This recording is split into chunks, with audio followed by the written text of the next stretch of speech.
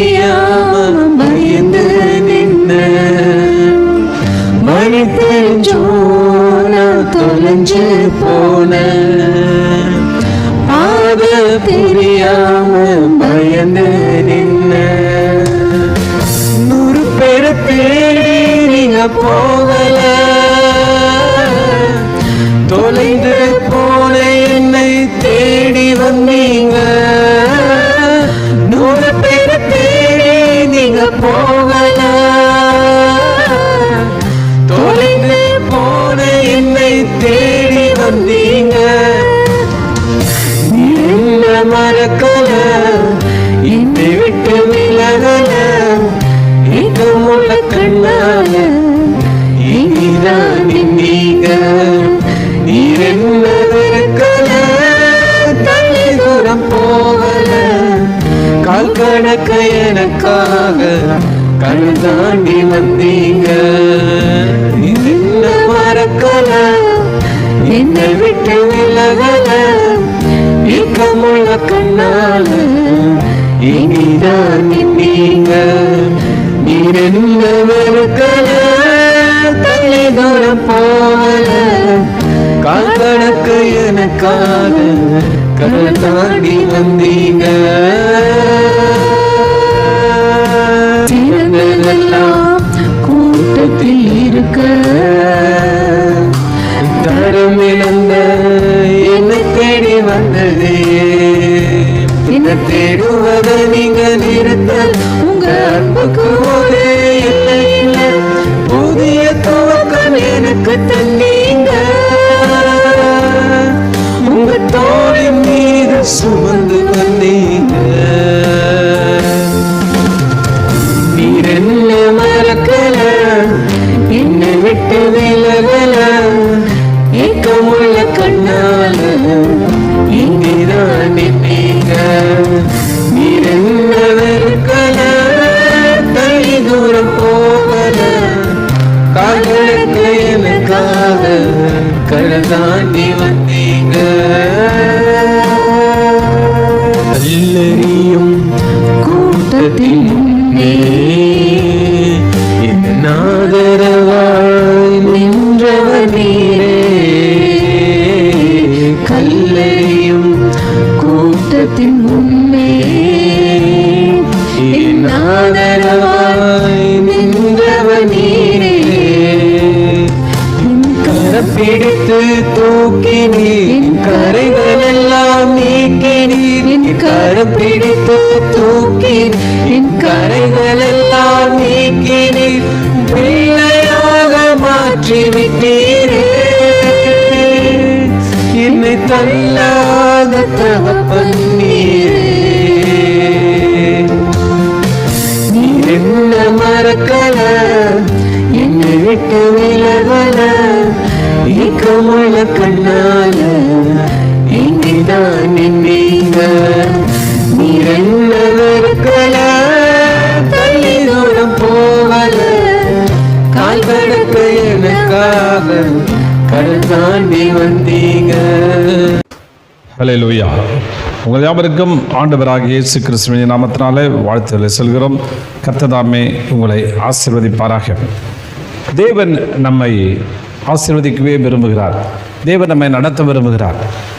நான் எந்த பிரச்சனை எப்படிப்பட்ட சூழ்நிலையிலும் தேவனுடைய கரம் நம்மோடு கூட இருக்குமானால் அவைகளெல்லாம் தாண்டி நாம் வாழ்ந்திருக்க முடியும். தேவனுடைய சமூகத்திலே நாம் பிழைத்திருக்க முடியும். நாம் வாசிப்போம் உபாகமத்தின் புத்தகம் 8வது அதிகாரம் 1-5 வசனங்கள். நீங்கள் பிழைத்து பெருகி உங்களுடைய முற்பிதாக்களுக்கு வாக்களித்து கொடுத்த தேசத்திலே நுழைந்து அதை சொந்தமாக்கிக் கொள்வதற்கு நான் இன்று உங்களுக்கு கொடுக்கிற எல்லா கட்டளைகளையும் செய்ய கவனமாக இருப்பீர்களாக. உன் தேவனாகிய கர்த்தர் உன்னை சிறுமைப்படுத்த முடிக்கும். தம்முடைய கட்டளைகளை நீ கை கொள்வாயோ கை கொள்ள மாட்டாயோ என்று அவர் உன்னை சோதித்து உன் இருதயத்தில் உள்ளதை அறியும்படிக்கு உன்னை இந்த 40 வருடங்கள் வனாந்தரத்தில் நடத்தி வந்த எல்லா வழியும் நினைப்பாயாக. நான் உன்னை சிறுமைப்படுத்தி உன்னை பசியினால் வருத்தி மனிதன் உணவினால் மாத்திரமல்ல கர்த்தருடைய வாயிலிருந்து புறப்படுகிற ஒவ்வொரு வார்த்தையினாலும் பிழைப்பான் என்பதை உனக்கு உணர்த்துவதற்கு நீயும் உன் பிதாக்கள் மறைந்த மன்னாமினால் உன்னை பராமரித்தார். இந்த 40 வருஷம் உன் மேலிருந்த ஆடை பழைதாய் போகவும் இல்லை, உன் கால் வீங்கவும் இல்லை. ஒருவன் தன் மகனை சிட்சிக்கிறது போல உன் தேவனாகிய கர்த்தர் உன்னை சிட்சிக்கிறார் என்று உன் இருதயத்திலே நீ அறிந்து கொள்வாயாக. ஆண்டவர் தன்னுடைய திட்டத்தை அவர் வெளிப்படுத்துகிறார். இஸ்ரவேல் ஜனங்கள் மிகுந்த கஷ்டத்துக்குள்ளே இருந்தாங்க. அவருடைய கூக்குரல், அவருடைய பெருமூச்சு விடுறாங்க. பெருமூச்சு எப்போ விட முடியும்? வேதனை மிகுதி, பயங்கரமான சூழ்நிலையில் இனி வாழலாமா வேணாமா என்று நம்ம கடைசி கட்டத்துக்குள்ளே போகும்போது அவன் பெருமூச்சு விடுறான். இந்த பெருமூச்சுன்னா பரலோகம் கேட்டோன்னா அவர் இறங்கி வந்தார். இறங்கி வந்து கிறிஸ்துவ அவர்களை நடத்துகிறார்னா வனாந்தரத்தில் கொண்டு போகிறார். வனாந்தரத்தில் கொண்டு போய் அவர்களுக்கு ஒரு அழகான ஒரு வாழ்க்கை முறையை கற்றுத்தரும்படி விரும்புகிறார். ஒரு நல்ல எப்படி வாழணும், நீங்கள் கிறிஸ்துவுக்குள்ளே இருந்தால், கிறிஸ்துவை ஏற்றுக்கொண்டால், தேவனை ஏற்றுக்கொண்ட பிள்ளைகள் எப்படி வாழ வேண்டும் அப்படின்னு சொல்லிட்டு ஒரு புதிய காரியத்தை அவர்களுக்கு அங்கே சொல்லித்தருகிறார். அந்த சொல்லித்தருகிறது தான் இந்த வார்த்தைகளை பறித்து சொல்லும் பொழுது ஆண்டவர் சொன்னார், உங்களை சோதிப்பேன் என்று சொல்கிறார். உங்களை நான் டெஸ்ட் பண்ணுவேன். என்ன டெஸ்ட்டு, எப்படி சோதிப்பேன் அப்படின்னா, ஆண்டவர் வைக்கிற ஒரே ஒரு சோதனை என்னன்னா விசுவாசம். அல்லேலூயா. விசுவாசம் என்கிற ஒரு பரீட்சை, விசுவாசம் என்கிற ஒரு பரீட்சை டெஸ்ட் ஒவ்வொரு மனுஷனும் வைக்கிறார். ஏன் விசுவாசம்? எபிரேயரில் வாசிக்கும் பொழுது விசுவாசம் என்பது என்ன? விசுவாசம் இல்லாமல் தேவனுக்கு பிரியமாய் இருக்க முடியாது, இருப்பது முடியாத காரியம். ஏனென்றால் தேவனத்தில் சேர்கிறவன் அவர் இருக்கிறார் என்றும் அவர் தம்மை தேடுகளுக்கு பலன் கொடுக்கிறவர் என்றும் விசுவாசிக்க வேண்டும். விசுவாசம் என்ன? விசுவாசம் இல்லாமல் தேவனுக்கு பிரியமாக இருக்க முடியாது. அவர் உங்கள் மேலே பிரியமாக இருக்க முடியாது. விசுவாசம் என்கிற ஒரு காரியத்தை அவர் உங்களிடத்தில் எதிர்பார்க்கிறார். விசுவாசம் என்பதுன்னா அதற்கு கூட தேவனிடத்தில் சேருகிறவன். இப்போ நான் தேவனிடத்தில் வருகிறேன், தேவனை நோக்கி வந்திருக்கிறேன், தேவன் தான் என்னுடைய தகப்பன், தேவன் தான் எனக்கு எல்லாம் அப்படின்னு யோசித்து வருகிறவன். அவர் எனக்கு இருக்கிறாரு, அவர் என் கூட தான் இருக்கிறாரு, அவர் என்னை நடத்திட்டு இருக்கிறாரு, நான் அவரை தேடிட்டு இருக்கிறேன். அவர் தேடுறவருக்கு என்ன செய்கிறாரு? பலன் கொடுக்கிறார். பலன் கொடுக்கிறார்னா நன்மைகளால் நிரப்ப பண்ணுகிறார். எல்லாத்தையும் செய்கிறார், எல்லா உதவியும் செய்கிறாரு, எல்லா காரியங்களையும் நன்மையினால் அவர் முடிய பண்ணுறாரு அப்படின்னு விசுவாசிக்கிறது தான் அப்படிப்பட்ட காரியம். இதை நம்மிடத்தில் அவர் எதிர்பார்க்கிறார். எப்பா நீ என்னை விசுவாசிக்கிறியா? நிறைய இடங்கள் ஆண்டவர் கேட்குறார், உன்னை விசுவாசிக்கிறியா? இந்த அற்புதம் செய்யும்படி என்னை விசுவாசிக்கிறியா? அவங்க குருடரெல்லாம் வந்து கேட்குறாங்க, ஆண்டவரே நான் பார்வையடைய வேண்டாம், என்ன செய்யணும்? எப்பா நீ பார்வையடைகிறதுக்கு உன் பிரச்சனை இருக்குது, கரெக்டு, கண்ணு தெரியல, ரைட்டு, பிறவி குருடன். ஆனால் உனக்கு விடுதலை வேணுமா? உனக்கு சுகம் வேணுமா? உனக்கு கண்ணு தெரியணுமா? நல்ல கண்ணு தெரியணுமா? ஆமாம். உனக்கு பிரச்சனை என்ன? கண்ணு தெரியாத பிரச்சனை இல்லை, என்ன விசுவாசிக்காதது தான் பிரச்சனை. அல்லேலூயா. ஏன் உங்களுக்கு பல சூழ்நிலை இருக்கிறீங்க, பல போராட்டத்தில் இருக்கீங்க. ஒவ்வொருத்தரும் கேட்டிங்கன்னா ஒரு பெரிய ஒரு போராட்டத்துடைய கதையை சொல்லுவீங்க, உண்மைதான். ஆனால் அது உங்கள் பிரச்சனை. ஏன் ஆண்டவர் இப்படி வச்சாரு? ஏன் ஆண்டவர் இப்படி நடத்தினாரு? ஏன் அப்படி ஆண்டவர் என்ன மாட்டும் இப்படி கொண்டு வந்து வச்சாரு அப்படின்னு நீ சொன்னீங்கன்னா அதில் உன் பிரச்சனை. உன் பிரச்சனைக்கான முடிவு இயேசு விடத்தில் இருக்குது. இயேசு என் கூட இருக்கிறாரு, தேவன் என் கூட இருக்கிறாரு, அவரை தேடுறபடினால எனக்கு பலன் கொடுப்பாரு, நன்மை செய்வார். அந்த நன்மை எல்லா சூழ்நிலையும் எனக்கு வெளியே வர உதவி செய்யும் அப்படின்ற ஒரு விசுவாசத்தை ஆண்டவர் சோதித்து பார்க்கிறார், சோதிக்கிறார். அந்த சோதனையில் ஜெயிச்சிட்டா அவருக்கு வேண்டிய எல்லாவற்றையும் உனக்கு தருகிறார். இந்த வனாந்தரத்தில் அவர்களை கொண்டு வருகிறார்.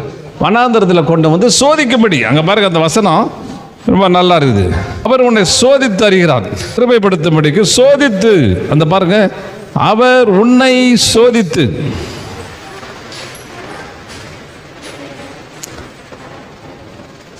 பாருங்க, சோதித்து அப்படின்னு போடுது, சோதிக்கிறார். நாங்கள் ஆண்டவரை நம்மளை இப்படி போட்டு சோதிக்கிறாரு அப்படின்னு அந்த சோதனை இல்லை. தேவனுடைய வார்த்தைகளை கை கொள்வாயோ கை கொள்ள மாட்டாயோ என்பதை நீங்கள் புரியறதுக்காக ஒரு சோதனை. போன சில மெசேஜில் நாம் பார்த்தோம், ஆண்டவர் மாறாவின் தண்ணீர் இடத்துல வரும்பொழுது அவர்களை சோதித்தார். மாறாவின் தண்ணீரில் அவங்கள என்ன செஞ்சார்? சோதிச்சார். ஒரே கசப்பான தண்ணி, அந்த கசப்பான தண்ணி இருக்கும்போது அவர்கள் அவர் சோதித்தார். சோதித்த உடனே அதில் அவங்க எல்லாம் முறுமுறுத்தார்கள். முறுமுறுத்த உடனே சோதிச்சு அவளுக்கு எல்லா காரியம் சொன்னார். இப்போ ரெண்டாவது பாருங்க, இன்னொரு இடத்துல அவர் சோதிக்கிறார். வாசிப்போம்.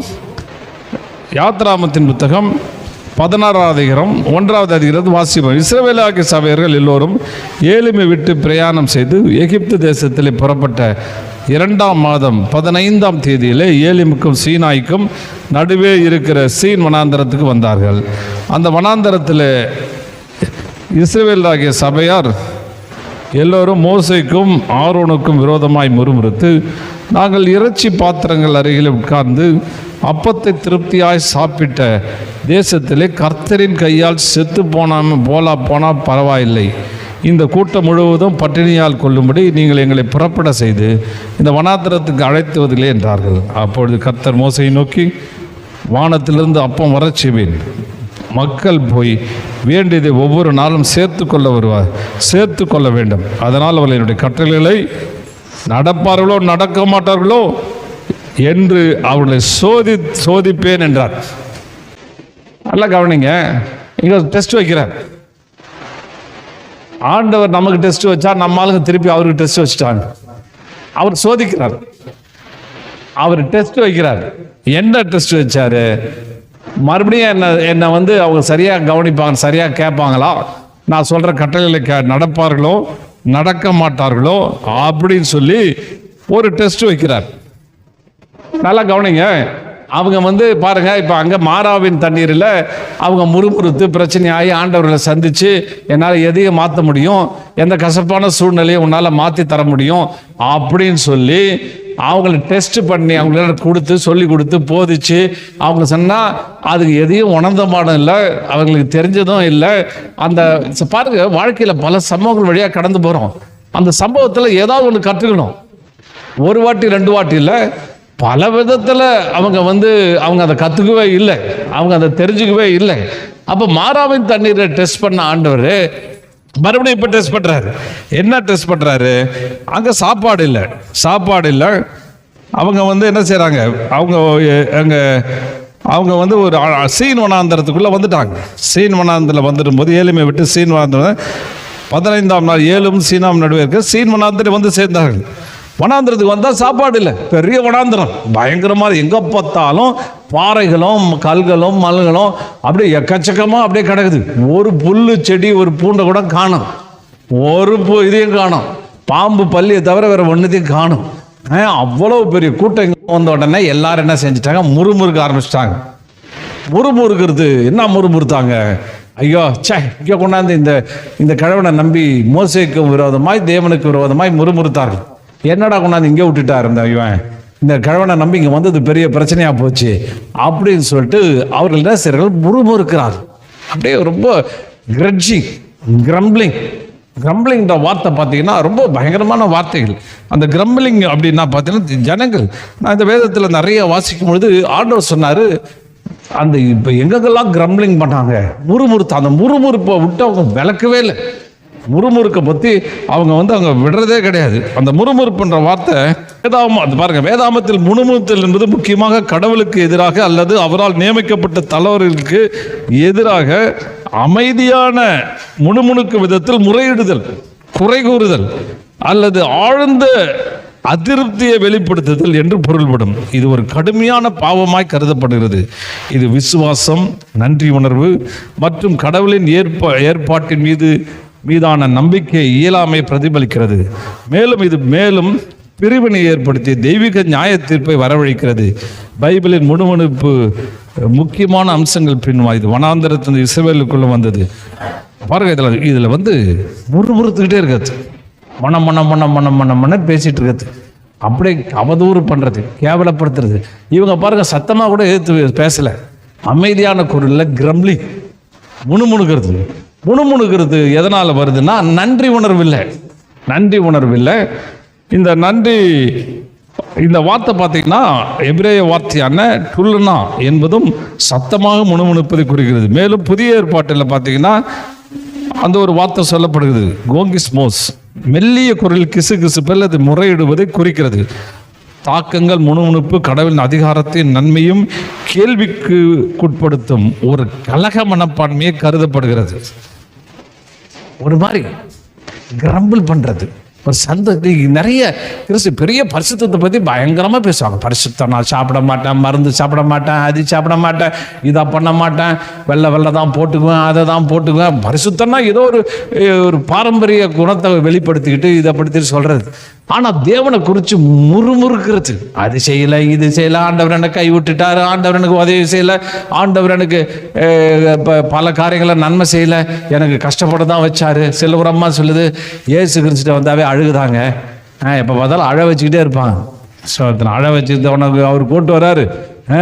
ஆண்டவர் என்ன சொல்கிறாரு, நீ பிழைத்து பெருகணும், நீ பிழைக்கணும் பண்ணா ஏதோ பிழைக்கிறது இல்லை, நல்ல வளமா ஒரு அற்புதமான சுக வாழ்வு, பெருவாழ்வு, நல்ல நன்மை செய்கிற வாழ்வோடு கூட நீ இருக்க வேண்டும், பெருக வேண்டும், வாக்குத்தத்தமான தேசத்துக்குள்ளே நீங்கள் செல்ல வேண்டும் என்று சொல்லப்படுது. உங்களுக்கு வாக்குத்தத்தத்தை கொடுத்து இந்த வாக்குத்தத்தை சுதந்திரிக்கணும், அதை உங்களுடைய ஆக்கி கொள்ள வேண்டும் அப்படின்ற உயர்ந்த நோக்கோடு தான் உங்களை கொண்டு அவர் தெரிந்தெடுத்திருக்கிறார். ஆனால் ஏன் கஷ்டம், ஏன் கவலை, ஏன் போராட்டம் அப்படின்னா, தேவனோடு கூட இருந்து தேவனால உங்களை சரிப்படுத்தி கொண்டு சேவனால உங்களை வாழ்க்கையை வளமாக்கி கொள்ளுன்ற காரியத்தை அவர் சொல்லி தருகிறார், அவர் கற்றுத்தரும்படி விரும்புகிறார். ஆனால் நம்ம என்ன பண்ணுறோம், முணுமுணுக்க ஆரம்பிக்கிறோம். இது ஏன் கொடுத்தாரு, அது சரியில்லை, ஏன் இந்த புருஷனை கொடுத்தாரு, ஏன் இந்த மனைவியை கொடுத்தாரு, ஏன் எனக்கு மட்டும் இந்த பிள்ளைகளை கொடுத்தாரு அப்படின்னு சொல்லிட்டு முணுமுணுத்துட்டே இருக்கு. நாங்கள்லாம் காலேஜ் டூர் போனோம், ஒரு எஜுகேஷன் டூர் போனாக்க ஒரு பெரிய ஒரு இடத்துல வந்து தங்கணும்னா ஒருத்தருக்கு இரவு நேரத்தில் பயங்கர ஃபீவர், அப்படியே கொதிச்ச உடனே அது எல்லாம் டைம் வேறு ஆகிப்போச்சு, குளிர் பிரதேசம் வேற, கொதிக்குது அவனுக்கு உடம்பு. எங்கே டாக்டரை பார்க்குறதுன்னு தெரியல. உடனே அவனை எடுத்துக்கிட்டு ஒரு வண்டி எடுத்துக்கிட்டு நாங்கள்லாம் எடுத்துக்கிட்டு தேடின்னு ஓடுறோம். ஏன்னா நாங்கள் அவனை பாவம் அவன் வளர ஆரம்பிச்சிட்டான், பெணாத்த ஆரம்பிச்சிட்டான். டாக்டர்கிட்ட கொண்டு போகணும்னு சொல்லிட்டு இரவெல்லாம் தேடி ஒரே ஒரு டாக்டர் கடை போடுற நேரத்தில் கண்டுபிடிச்சி கொண்டு போய் அவனை உட்கார வச்சு அந்த டாக்டர்கிட்ட கொண்டு போய் காமிச்சோன்னா அவருக்கு இன்ஜெக்ஷன் பண்ணார், கொஞ்சம் பெட்டராகிடுச்சு. நீங்கள் போய் ஒன்றும் பிரச்சனைக்கு பயப்படாதீங்க, போய் தூங்கினான். ஆனால் என்ன ஒரு விஷயம்னா, அவன் முணுமுணுக்க ஆரம்பிச்சிட்டான். அவன் சொன்னான், எல்லாரும் நல்லா இருக்காங்க, எனக்கு மட்டும் ஏன் இந்த ஜுரம் வந்துச்சு, எனக்கு மட்டும் ஏன் இந்த பிரச்சனை வந்துச்சு, எனக்கு மட்டும் ஏன் இப்படி வந்துச்சு, எங்களை பார்த்து வர சொல்கிறான். நீங்களாம் நல்லா இருக்கீங்களா, ஒன்றுமே ஆகலையே, எனக்கு ஏன் அப்படி ஃபீவர் வந்துச்சு அப்படின்னு வந்து சொல்கிறான். டே இப்போ என்ன நாங்கள் நல்லா இருக்கிறது உனக்கு பிரச்சனையா, எனக்கு மட்டும் ஃபீவர் வந்ததுன்னு சொல்லிட்டு இருக்கேன் அப்படின்னு முறுத்துக்கிட்டே இருக்குது, ஏதாவது சொல்லிக்கிட்டே இருக்குது. பாருங்க, அவனுக்கு உதவி செய்யறதுக்கு யாருமே இல்லை. நாங்கள் உயிரை கொடுத்து அந்த குளிர தூக்கிட்டு வந்து அவனுக்கு எப்படியாவது உதவி செஞ்சு அவன் ஜுரத்துலேருந்து வெளியில் கொண்டு வந்து முயற்சி சென்றோம். அதுக்கு ஒரு நன்றி உணர்வே கிடையாது. டே என்ன இவ்வளோ கஷ்டப்பட்டு கூப்பிட்டு வந்தீங்களாடா, இவ்வளோ தூரம் அலைஞ்சிங்களாடா, உங்கள் தூக்கத்தை விட்டு வந்தீங்களாடான்னு ஒரு வார்த்தை நன்றி தேங்க்ஸ் எதுவுமே இல்லை. என்ன சொல்கிறான், ஏன் எனக்கு மட்டும் ஏன் ஜுரம் வந்துச்சு, எனக்கு மட்டும் ஏன் அதை வந்து ஊசி போட்டாச்சு சுகமாக போகுது. இதே தாங்க கிறிஸ்துவுடைய மனப்பான்மை இப்படி தான். எனக்கு மட்டும் ஏன் வச்சு, ஏன் எனக்கு இப்படி இருக்காரு, ஏன் ஆண்டவர் எனக்கு இதை கொடுத்தாரு, ஏன் எனக்கு அதை கொடுத்தாரு, ஏப்பா இதெல்லாம் கொடுத்தது ஜெயிக்கிறதுக்காக கொடுத்துருக்காருயா, இதை நீ வெளியில வரணும்னு கொடுத்துருக்காரு, இதுல எப்படி ஜெயிக்கணும்னு ஆண்டவர் சொல்லித்தர விரும்புகிறாரு. நீ விசுவாசத்தோடு வா, விசுவாசத்தை கண்டுபிடி, அவரோடு சார்ந்து கொள்ளு. உன்னால மாற்ற முடியாத காரியம் ஒன்றுமே இல்லை, உங்களால செய்ய முடியாத காரியம் ஒன்றுமே இல்லை. நீ மேலே வர முடியும், நீ பிழைக்க முடியும், நீ சந்தோஷமா இருக்க முடியும், நீ எல்லாவற்றிலும் நீ சுதந்திரிக்கத்தக்கதான மனப்பான்மை உனக்கு தருவேன். அதை தான் ஆண்டவர் சொல்லித்தர விரும்புகிறார். அதை நம்ம புரிஞ்சுக்கிறது கிடையாது. எதையாவது போட்டு சொல்லிட்டு இருக்கிறது. சில பேர் பார்த்தீங்கன்னா எக்ஸாம் எழுதி வெளியில் வந்து என்ன சொல்லுவாங்க, ரொம்ப சரியில்லைங்க, எவன் கொஸ்டின் பேப்பர் எழுதுறான்னு தெரில, ரொம்ப கஷ்டமாக எழுதிட்டான், ரொம்ப கஷ்டமாக கொடுத்துட்டான், அதனால் எனக்கு சரியில்லை. யார் அவன் மேலே, ஏன்பா நீ சரியாக படிக்காது உன் பிரச்சனையா, புரிஞ்சுக்காம படித்தது உன் பிரச்சனையா, அவன் மேலே போய் பிரச்சனை. இதே மாதிரி தான் ஆண்டவரையும் இப்படி சொல்லிட்டு இருக்குது. ஆண்டவர் ஏன் எதை கொடுத்தாரு அதை கொடுத்தாரு சொல்லி முறுமுறுக்கிறது தேவனுக்கு பிடிக்காத காரியம். நீ பரிசுத்தத்தை பற்றி என்னொன்னுமோ சொல்லலாம், ஆனால் முறுமுறுக்கிற காரியம் தேவனை குறித்து தரங்குறை. அது எப்படின்னா தேவனை குறித்து தரக்குறைவாக பேசுறது. இவர் சரியில்லை, இவர் லாய்க்கு இல்லை, இவர் என்னத்துக்கும் உதவில்லை. சில இந்த மாமியார் மருமகள் பிரச்சனையில் பார்த்தீங்கன்னா 2 பேருக்கும் முறுமுறுப்புவாங்க. அவங்க எடுத்தா ஒரு குறை, இது எடுத்தா ஒரு குறை, 2 பேரும் முறுமுறுத்து வாழ்க்கையில் முறுமுறுத்தே செஞ்சிட்டு இருக்குது. இதே மாதிரி கிறிஸ்து நம்முடைய குடும்ப தலைவர், அவரை பற்றி முறுமுறுக்காதீங்க, அவருக்கு அது பிடிக்கவே பிடிக்காது. ரொம்ப திட்டுறாரு ஆண்டவர். இந்த 1 கொரிந்தியர் 10வது அதிகாரம் 1 கொரிந்தியர் 1-10 அதிகாரம் 10வது வசனம் என்ன போட்டிருக்கு பாருங்க. அவர்கள் சிலர் கர்த்தரை சோதித்து பார்த்து பாம்புகளால் அழிக்கப்பட்டார்கள், அதுபோல நாமும் கிறிஸ்துவை சோதித்து பார்க்காமல் இருப்போமாக. அவர்கள் சிலர் முறுமுறுத்து மரணத்தூதனாலே அழிக்கப்பட்டார்கள், அதுபோல நீங்களும் முறுமுறுக்காமல் இருங்கள். இந்த கிரேக்க பதம் எப்படின்னா, அந்த மர்மரிங் வந்து இந்த புறாக்களுடைய ஒப்பனைக்கு, புறாக்கள் வந்து குறணுமே அதுக்கு ஈக்குவலாக சொல்லுது. புறா இருந்தால் தெரியும், புறா வளர்க்குற இடங்களில் பார்த்தீங்கன்னா குறன்னு. அதே மாதிரி நம்மால் உள்ள அதுவும் தாழ்ந்த குரல்ல மனசுக்குள்ள குறன்னு ஆண்டவரை முணுமுணுத்துட்டே இருக்குது. ஏன் இதை செஞ்சார், ஏன் இப்படி பண்ணார், ஏன் இங்கே நடத்தினார், ஏன் இந்த குடும்பத்தில் கொடுத்துட்டாரு, அதை கொடுத்துட்டாரு, இதை கொடுத்துட்டாரு அப்படின்னு சொல்லி முறுமுறுக்கிட்டே இருக்குது. ஒரு அம்மா அவங்க புருஷனை பற்றி சொல்லிட்டு இருந்தாங்க. அந்த அம்மா அவர் புருஷன் வந்து ஒரு பெரிய உயர்ந்த அதிகாரி, பெரிய ஆஃபீஸர், ஐஏஎஸ் கேட்டார். அவர் ஐஏஎஸ் லெவலில் பெரிய ஆஃபீஸர். அப்போ அவங்க சொன்னாங்க, எனக்கு ஏன் இந்த புருஷனை கொடுத்தார், ஏன் எனக்கு இப்படிப்பட்ட காரியத்தை கொடுத்தார் அப்படின்னு ஆண்டவர் முணுமுணுத்துட்டே இருந்தாங்க. எனக்கும் கஷ்டப்பட்டு அவங்க சொன்னாங்க, நான் சின்ன வயசுலேருந்து சண்டே கிளாஸ் எடுப்பேன், எல்லாம் செய்வேன், எதுவெல்லாம் சண்டே கிளாஸ் எல்லாம் செஞ்சு ஊழியெல்லாம் செஞ்சேன், எனக்கு ஏன் இந்த புருஷனை கொடுத்தாரு அப்படின்னா என்னை கேட்டிருந்தாங்க. எனக்கு ஆண்டவர் மேலேயும் கொஞ்சம் முறுமுறுப்பாயிடுச்சு. ஆண்டவரே, சின்ன வயசுலேருந்து அவங்க பாவம் ஊழியம் செஞ்சுருக்காங்க, எல்லாம் செஞ்சுருக்காங்க, அவங்களுக்கு இவ்வளோ ஊழியம் செஞ்சுருக்காங்க, அவங்களுக்கு போய் ஏன் இப்படிப்பட்ட புருஷனை கொடுத்தீங்க அப்படின்னு நானும் ஆண்டவரை முணுமுணுத்து கேட்டேன். அவர் சொன்னார், என்ன கேட்டால் கல்யாணம் பண்ணாங்க அப்படின்னு கேட்டார். அல்லேலூயா. என்ன அப்படின்னா என்ன பிரச்சனை, அவர் பெரிய புருஷன் காரில் ஜீப்பில் வரும்போது முன்னாடி 4 காரு பின்னாடி 4 காரு வந்தது. பார்த்த உடனே நீ பிடிச்சி போய் கல்யாணம் பண்ணிட்டார். கெஸ்டட் ஆஃபீஸரு, அந்த ஆஃபீஸரு, இவ்வளோ சம்பளம் வாங்குறாரு, இவ்வளோ உயர்ந்த பதவியில் இருக்காரு, வாழ்க்கை நல்லா இருக்குன்னு நீ போய் கல்யாணம் என்னை கேட்டேன், என்னை கேட்டுட்டா செஞ்சேன், அவர் எனக்கு இதாக சொன்னேன் அப்படின்னு ஆண்டவர் கேட்டார். அப்புறம் அவங்கள்ட்ட போய் சொன்னேன், இதை மாதிரி கேட்குறாருங்க. ஆமாம், நான் சரியாக விசாரிக்கலை, ஆண்டவர்கிட்ட கேட்கலன்னா. இப்படி பல காரியங்கள் சில பேர் நடக்கும், சிலது தவறான காரியங்கள் கூட இருக்கும். ஆனாலும் நாம் தேவனை முறுமுறுக்கக்கூடாது. தயவுசெய்து தேவனை முறுமுறுக்காதீர்கள். அவரை பற்றி கீழ்த்தரமாக பேசாதீங்க, அவரை பற்றி அவதூறாக பேசாதீங்க, அவர் என்னமோ வாழ்க்கையை கெடுத்துட்ட மாதிரி பேசாதீங்க, அவர் வாழ்க்கையை தவறான பாதைக்கு நடத்திட்டாருன்னு ஒரு நாளும் பேசாதீங்க. அதை தேவன் அருவருக்க பாருங்க. மோசே திரும்ப சொல்றான், அவன் முறுமுறுப்புகளை கேட்டார். அந்த இந்த வசனத்தில் வந்து பார்த்தீங்கன்னா, அந்த அதிகாரத்தில், யாத்ராமத்தின் அதிகாரத்தில் அங்கே பார்த்தீங்கன்னா அங்கே பல முறுமுறுப்புகள் அப்படியே சொல்றாரு. இந்த முறுமுறுப்பை நீங்க சொல்ல அகற்றி போடுங்க. நீ பாருங்க, முறுமுறுப்புகளை கேட்டார் என்று சொல்லு ஆண்டவரே சொல்றார். கர்த்தர் அவர்களுக்கு முன்பாய் சேருங்கள், உங்களுடைய முறுமுறுப்புகளை கேட்டார் என்று சொல் என்றான். பாருங்க, அந்த இடத்துல பார்த்தீங்கன்னா 16வது அதிகாரத்தில் அவ்வளவு முறுமுறுப்புகளை தேவன் சொல்றார். தேவன் வந்து சொல்றார், முறுமுறுத்தான். சரி, இப்போ நம்ம விஷயத்துக்கு வருவோம். என்னத்தை சோதிச்சாரு அப்படின்னா, உங்களுக்கு ஒரு புதிய உணவை கொடுக்க போகிறார். ஒரு அற்புதமான உணவு. பாஸ்டர் நிறைய பேசிட்டாரு, நான் சொல்ல வேண்டியதெல்லாம். முறுமுறுப்புகளை கேட்டார். அதை கொஞ்சம் இந்த அதிகாரத்தில் வைத்து பார்ப்போம்.